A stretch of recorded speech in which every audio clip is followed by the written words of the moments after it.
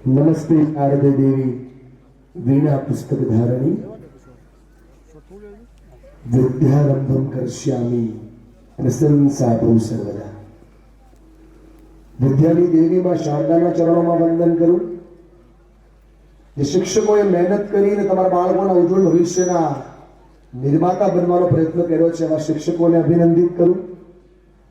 શાળાના સંચાલક તરીકે માત્ર સંચાલક તરીકેની ભૂમિકા નહીં પણ આ બાળકોના જીવન દર્શક તરીકેની ભૂમિકા ભજવી રહેલા કમલેશભાઈ અને એમની ટીમને અભિનંદિત કરું। જેમણે આ સંસ્થાના પાયા રોપ્યા છે એવા બધા ટ્રસ્ટીઓને શુભકામના આપું। આજે મારી સાથે જેમણે સ્ટેજ શેર કર્યું એવા મહેમાનોને અભિનંદિત કરું।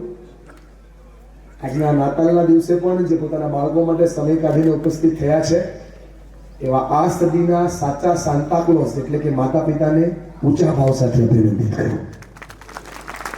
મેં લાલ કપડાવાળો સાન્તાક્લોઝ જોયો નથી ભાઈ, મેં જોયો નથી। મેં તો આ સાડીવાળા અને આ વ્હાઈટ શર્ટ ને બ્લેક પેન્ટ વાળા સાન્તાક્લોઝ જોયા છે કે જે પોતાના ખીચામાંથી બાળકોની વિશ પૂરી કર્યા જ કરે। આજ મેરી ક્રિસમસ કેવું હોય તો એ બેઠેલા માતા પિતાને કહેજો કે જેને તમારા માટે પૂરી ઉર્જાઓને વહેવી છે ને એ છે તો પોતાની દુનિયાનો આધાર છે। કમલેશભાઈ દર વર્ષે માતૃ પિતૃ પૂજન કરે છે, આની પછીનું સેશન આપણો એ છે જ। પણ મેં કમલેશભાઈને એક વાત કરી કે આ બાળકો છે ને એ મોટા બાળકો છે, 9 થી 12 ના બાળકો છે, મેચ્યોર બાળકો છે અને આ બાળકોમાં આપણે માતૃ પિતૃ પૂજન તો આપણે કરીશું સમયની અનુકૂળતા અને સાથ અને સહકાર સાથે, પણ એની પહેલા આપણે 1 કલાક લેટ ચાલીએ છીએ। મતલબ તમારે હવે 1 કલાક તમારાથી એથી ઊભું થવાની શક્યતામાં થોડો ફેરફાર આવશે। તમે લોકો મને સપોર્ટ કરી શકશો? અચ્છા, જે 4-5 લોકોએ હા પાડી એમના માટે આઈસ્ક્રીમ મંગાવો કમલેશભાઈ, બાકીના બધા માટે ખાટી છાશ મંગાવો સાહેબજી।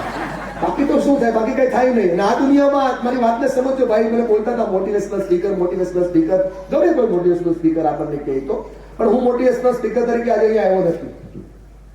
હું જાણું છું ને મને ખબર પણ છે કે આ દુનિયામાં કોઈ વ્યક્તિના જીવનને બદલી શકે નહીં અને આ દુનિયામાં કોઈ વ્યક્તિ સુધારી શકે નહીં જો એને સુધરવું ન હોય તો। અને આ દુનિયામાં કોઈ પણ વ્યક્તિના જીવનને બદલી દે જો એને બદલવું હોય તો। હું તમને સુધારવા નથી આવ્યો, હું તમને ખાલી અરીસો બતાવવા આવ્યો છું। ક્લિયર કરી લો આ વાતને ભાઈ કે તમારી પરીક્ષા એ તમારા યુદ્ધ કરતા પણ મોટી એક સમસ્યા છે। ભલે આવે ને જાય એ વાત સાચી છે। જેમ કુરુક્ષેત્રના મેદાનની અંદર ઉભેલા અર્જુનને જીવન જીવવાનો પાઠ ભરવા માટે ભગવાન કૃષ્ણએ સાથ અને સહકાર આપ્યો અને 700 શ્લોક 18 ભગવદ ગીતાથી અર્જુન મહાન બનીને લડતા થયા। એમ આવનારી 26મી ફેબ્રુઆરીએ આવેલી આ કુરુક્ષેત્રના મેદાનની પ્રાર્થના અને પ્રયત્નમાં તમારા બાળકો માટે કોઈ કૃષ્ણ આવવાના નથી, તમારા બાળકો માટે કોઈ અર્જુન આવવાના નથી।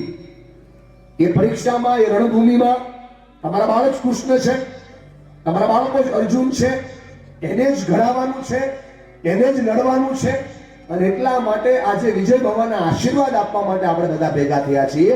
યોદ્ધા લડવા જાય ને એટલે એને આખો પરિવાર આખો સમાજ આમ હાથ કરીને એને કે વિજય ભવ વિજય ભવ વિજય ભવ।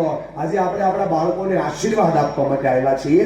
હું કોઈ જાદુગર નથી કે ચપટી વગાડીને તમારા બાળકોનું પરિણામ બદલી દઈશ। હું કોઈ સાયન્ટિસ્ટ નથી એક ફોર્મ્યુલા આપીને તમારા બાળકોનું રિઝલ્ટ બદલી દઈશ। પણ જેટલા લોકો મને સાંભળી રહ્યા છો એ બધાને આ વાત સમજાવવા માટે હું આવ્યો છું કે આ દુનિયામાં કોઈ મનીષ વગાસિયા, કોઈ મોટિવેશનલ સ્પીકર, કોઈ બાપા, કોઈ ચિઠ્ઠી જોનારા, ચિઠ્ઠી લખનારા તમારા બાળકોના ભવિષ્યને ના બદલી શકે। કોઈ તાકાત નથી ભાઈ। તમારા બાળકોના ભવિષ્યને એક અને માત્ર એક જ વ્યક્તિ બદલી શકે। અરીસાની સામે ઉભા રહ્યો અને જે વ્યક્તિ દેખાય એ આપણે પોતે છીએ। યાર જો આપણે ધારીએ તો જ આપણું પરિણામ બદલે, બાકી દુનિયાની કોઈ તાકાત આપણા પરિણામને ના